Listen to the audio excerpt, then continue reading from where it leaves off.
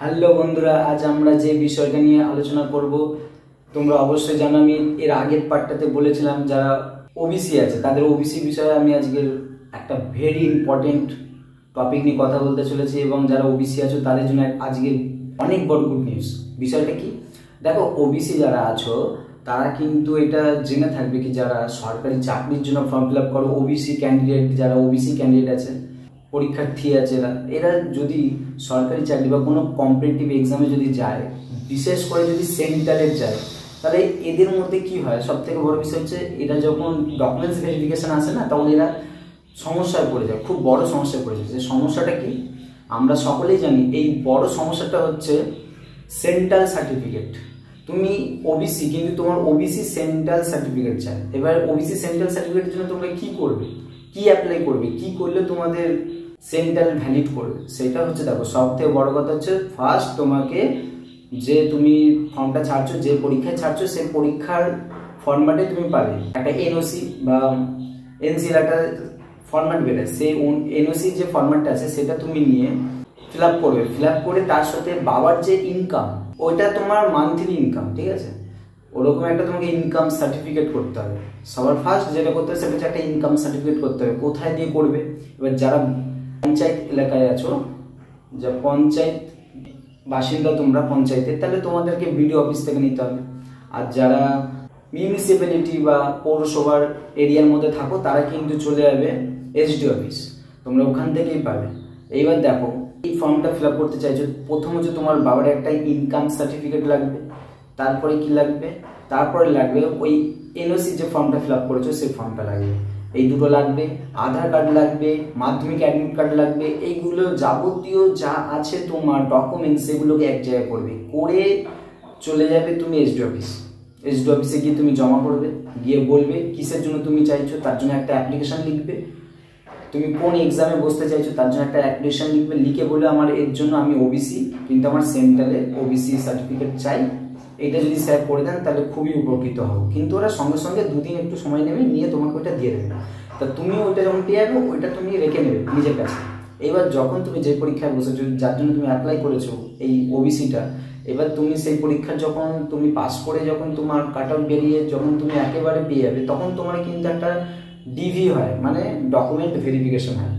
তো সেই টাইমে কিন্তু তোমার এই ওবিসি এনওসি যে সার্টিফিকেটটা আছে সেন্ট্রালের, তখন কিন্তু ভ্যালিড করবে। তখন কিন্তু ওরা দেখতে চাবে কি তুমি সেন্ট্রালের ওবিসি কিনা। তখন তুমি এই ফর্মটা দিয়ে দিলে, তোমার কাজ হয়ে গেল। এই কাজটার জন্য তোমাকে কিন্তু প্রচুর খাটতে হয়।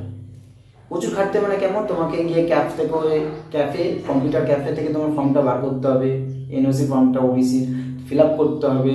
তারপরে বাবাকে নিয়ে যেতে হবে, পঞ্চায়েত এলাকায় থাকলে পঞ্চায়েতে যেতে হবে তোমার। আর যদি মিউনিসিপ্যালিটি হয়ে যাবে তাহলে তোমাকে পৌরসভায় যেতে হবে, তোমার আন্ডারে যে পৌরসভা আছে সেখানে যেতে হবে। গিয়ে তোমাকে একটা বাবার ইনকাম সার্টিফিকেট বানাতে হবে, তারপরে ওটাকে নিয়ে এসডি অফিসে যেতে হবে। এসডি অফিসে গিয়ে তারপর তোমাকে ওই ফর্মটা জমা করতে হবে। তারপর তুমি দুদিন সময় নেবে, ওরা নিয়ে তোমাকে ডাকবে, ডেকে তোমাকে দিয়ে দেবে। তোমাকে একটা ডেট দিয়ে দেবে ওই দিনকে, কি তুমি কাল পরশু আসো। চলে গেলে গিয়ে ওটা নিয়ে নিলে, এই এতটা কাজ। এবার সবাই বলবে দাদা আমাকে স্টেপ বাই বলো, আমি বুঝতে পারছি না এত কথা, আমাকে স্টেপ বাই স্টেপ বলে দাও। দেখো সবার প্রথম হচ্ছে তুমি যে পরীক্ষায় বসছো সেই পরীক্ষার ওয়েবসাইটে গিয়ে তোমাকে এই ওবিসি এনওসির ফর্মটা বার করাতে হবে, ফরম্যাটটা, বুঝতে পেরেছো ফার্স্ট। সেকেন্ড, তোমার বাবার ইনকাম সার্টিফিকেট লাগবে।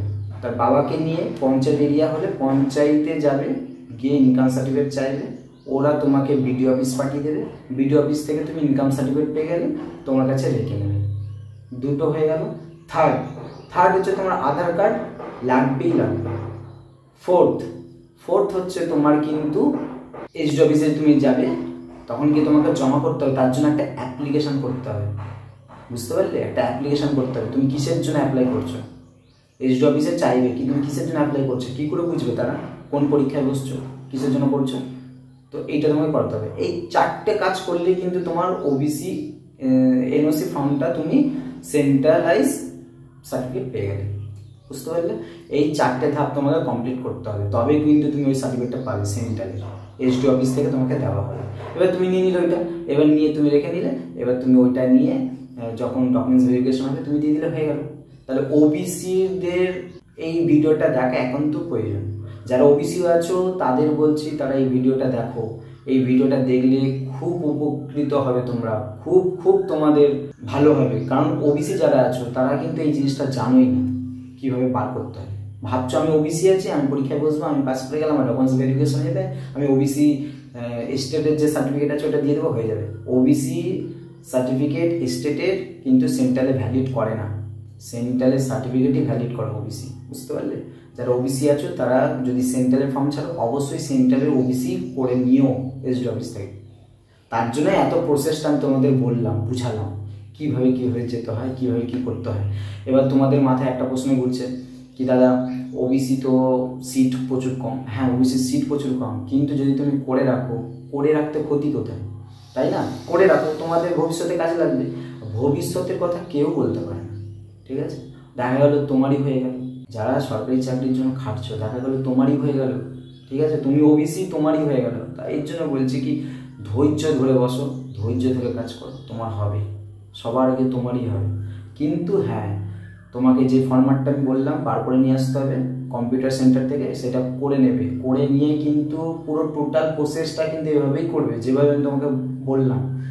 ভালো করে পারলে ভিডিওটা আবার দেখো, আমার এই ভিডিওটা বারবার দেখো, দেখে বোঝো আমি কি বলতে চাইছি, কিভাবে তুমি এগোতে হবে তোমার, বুঝতে পেরেছো? আর ভিডিওগুলো দেখার পর যদি ভালো লাগে অবশ্যই লাইক করবে, কমেন্ট করবে, শেয়ার করবে আর পাশে থাকবে।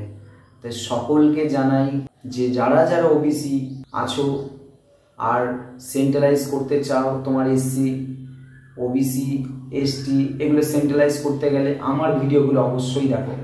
আজ তো আমি ওবিসির বিষয় বললাম, এর আগের দিন এসসির বিষয় বলেছি, এরপর আমি এসটিদের বিষয় বলবো।